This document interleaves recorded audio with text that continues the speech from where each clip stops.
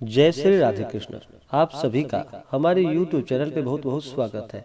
आइए जानते हैं मार्गशीर्ष मास वर्ष 2022 कृष्ण पक्ष में पड़ने वाली एकादशी व्रत के शुभ मुहूर्त के बारे में, पारण समय के बारे में, व्रत के महत्व के बारे में और नियमों के बारे में।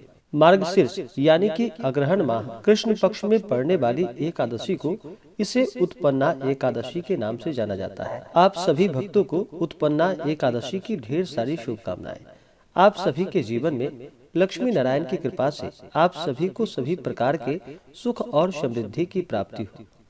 उत्पन्ना एकादशी का व्रत, जो कि हर वर्ष मार्गशीर्ष मास के कृष्ण पक्ष की एकादशी तिथि के दिन उत्पन्ना एकादशी का व्रत किया जाता है। मान्यता है कि इस दिन भगवान विष्णु के शरीर से एक दिव्य देवी प्रकट हुई थी, जिसने दैत्यराज मूर को मारकर भगवान विष्णु की रक्षा की थी, और भगवान विष्णु ने एकादशी को उत्पन्न होने के कारण उन्हें एकादशी देवी का नाम दिया। ऐसी मान्यता है कि इस तिथि से एकादशी व्रत की शुरुआत हुई थी। एकादशी का व्रत, जो कि हर माह के कृष्ण पक्ष और शुक्ल पक्ष की एकादशी तिथि के दिन एकादशी का व्रत किया जाता है, इसे 11 व्रत के नाम से भी जाना जाता है। एक वर्ष में 24 एकादशी का व्रत होता है। वहीं पे अगर अधिक मास या मलमास हो तो 2 बढ़कर 26 एकादशी का व्रत होता है, और हर एकादशी व्रत का अपना अपना विशेष महत्व माना गया है। इसी प्रकार से मार्गशीर्ष यानी कि अग्रहण माह के कृष्ण पक्ष में पड़ने वाली एकादशी उत्पन्ना एकादशी का अपना विशेष महत्व है। जो भी भक्त सच्ची श्रद्धा के साथ उत्पन्ना एकादशी का व्रत करते हैं, तो इस व्रत को करने से शंखोद्धार, तीर्थ एवं दर्शन करने से जो पुण्य फल प्राप्त होता है, वह एकादशी व्रत के पुण्य के 16वें भाग के बराबर भी नहीं है। व्यतिपात योग संक्रांति में तथा सूर्य और चंद्र ग्रहण में दान देने से और कुरुक्षेत्र में स्नान करने से जो पुण्य फल प्राप्त होता है, वही पुण्य मनुष्य को एकादशी का व्रत करने से प्राप्त हो जाता है, अथवा अश्वमेध यज्ञ करने से 100 गुना अधिक पुण्य फल प्राप्त होता है।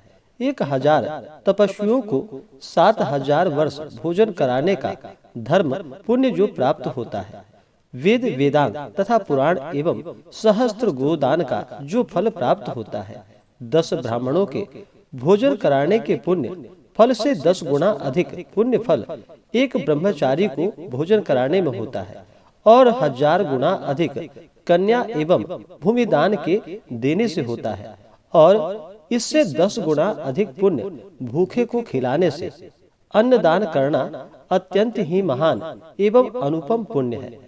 इसके प्रभाव से देव और पितर गण दोनों ही संतुष्ट हो जाते हैं, और इसका संपूर्ण महात्म्य देवताओं को भी दुर्लभ है। नित्य व्रत करने का आधा फल एक मूल व्रत में होता है।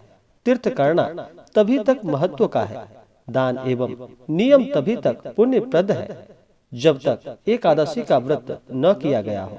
एकादशी का व्रत, जो कि जातक के सभी प्रकार के पापों को नष्ट करने वाला होता है, और जब व्यक्ति के पाप और ताप नष्ट होते हैं, तभी उनके पुण्यों का उदय हो पाता है।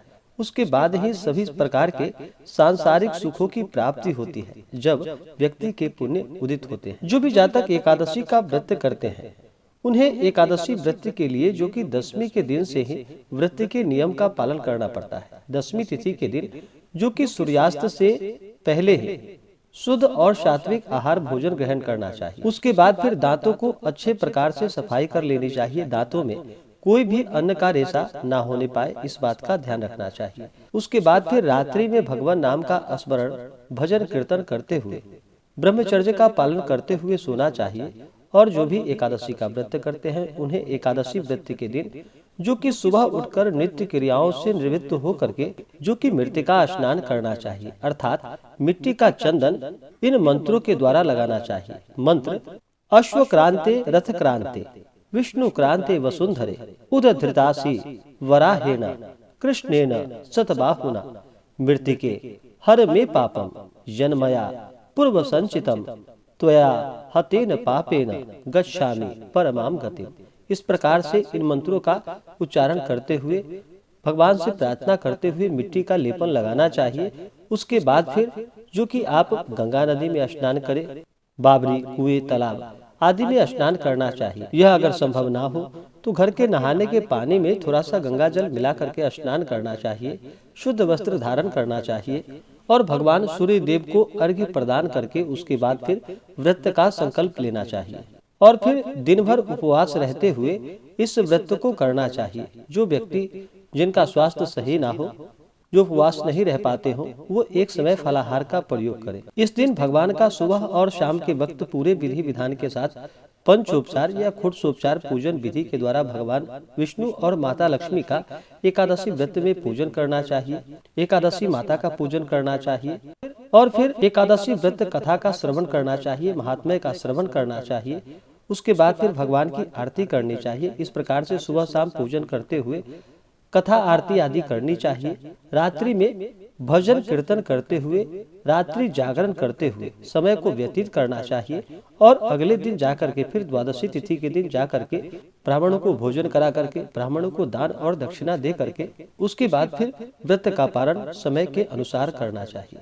इस प्रकार से जो भी भक्त सच्ची श्रद्धा के साथ एकादशी का व्रत करते हैं उनके सभी प्रकार के पाप और ताप नष्ट होते हैं। जो भी जातक एकादशी का व्रत करते हैं उन्हें एकादशी व्रत के दौरान जो कि नियमों का पालन करना चाहिए। एकादशी का जो भी व्रत करते हैं उन्हें एकादशी व्रत के दौरान चावल ग्रहण नहीं करना चाहिए। एकादशी के दिन कहा जाता है एकादशी के दिन चावल ग्रहण करने से जो कि रेंगने वाले जीवों के रूप में जन्म लेना पड़ता है, तो एकादशी के दिन चावल ग्रहण नहीं करने चाहिए। शुद्ध और सात्विकता का पालन करना चाहिए। मांस, मदिरा, लहसुन, प्याज आदि का प्रयोग जो कि दशमी, एकादशी, द्वादशी तिथि में नहीं करनी चाहिए। व्रत के दौरान किसी के ऊपर क्रोध नहीं करनी चाहिए।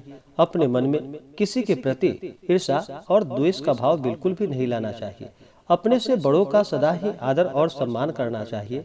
महिलाओं का सम्मान करना चाहिए। जहाँ पर भी स्त्रियों का सम्मान होता है वहाँ पर माता स्थिर लक्ष्मी का निवास होता है, तो स्त्रियों का बिल्कुल भी अपमान नहीं करना चाहिए। अगर कोई आपके घर पे याचक आते हैं तो याचक को भी खाली हाथ नहीं लौटानी चाहिए। अपने श्रद्धा भक्ति भाव के साथ उन्हें जो भी आपसे बन सके दान पुण्य आदि का कार्य करना चाहिए। उसके बाद चोर, पाखंडी, मिथ्यावादी, अपवादी, देव द्विज निंदक, अगम्यगामी, दुराचारी, पराया धन हरणे एवं देव द्रव्य चुराने वाले पुरुषों का ना तो दर्शन करना चाहिए और ना ही उनसे बातचीत संभाषण करनी चाहिए। कदाचित ऐसा अवसर आ भी जाए, अगर दुष्टों का दर्शन हो जाए तो इस पाप से बचने के लिए भगवान सूर्य देव का दर्शन करना चाहिए और भगवान विष्णु से क्षमा याचना करनी चाहिए। इसी प्रकार से सच्ची श्रद्धा के साथ भगवान का पूरे विधि विधान के साथ पूजन करना चाहिए। किसी भी प्रकार का अगर आप व्रत करते हो तो व्रत के प्रति आपके मन में निष्ठा भक्ति भाव होनी चाहिए। व्रत कभी भी अश्रद्धा होकर के व्रत को नहीं करनी चाहिए। आपके मन में अगर व्रत के प्रति अश्रद्धा हो तो बिल्कुल भी उस व्रत को नहीं करना चाहिए, क्योंकि वह व्रत निष्फल ही माना जाता है। इसलिए श्रद्धा भक्ति भाव के साथ भगवान का पूजन करना चाहिए, व्रत को रखना चाहिए, तभी जाकर के पुण्य फलों की प्राप्ति हो पाती है। तो आइए अब जानते हैं उत्पन्ना एकादशी वर्ष 2022 में एकादशी व्रत के शुभ मुहूर्त के बारे में, पारण समय के बारे में। एकादशी तिथि प्रारंभ समय जो कि 19 नवंबर 2022 दिन शनिवार सुबह 10:32 और एकादशी तिथि की समाप्ति होगी 20 नवंबर 2022 दिन रविवार सुबह 10:42 पे। तो हमें शुद्ध रूप से जो द्वादशी युक्त एकादशी व्रत के लिए समय प्राप्त हो रहा है वह समय जो कि 20 नवंबर 2022 दिन रविवार को प्राप्त हो रहा है, तो इस दिन इस व्रत को किया जाएगा। और द्वादशी तिथि की जो समाप्ति होगी वह 21 नवंबर 2022 दिन सोमवार सुबह 10:08 पे।